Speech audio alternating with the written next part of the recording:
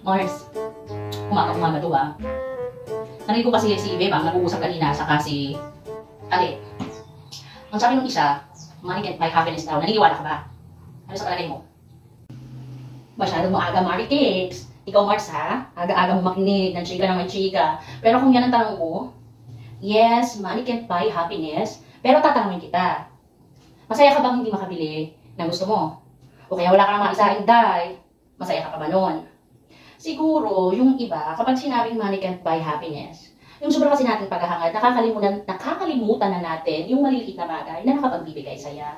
Yes, it can't buy happiness, pero kapag naipoprovide mo yung mga pangangailangan, mga basic needs nyo, di ba nakakapagbigay ng happiness yun?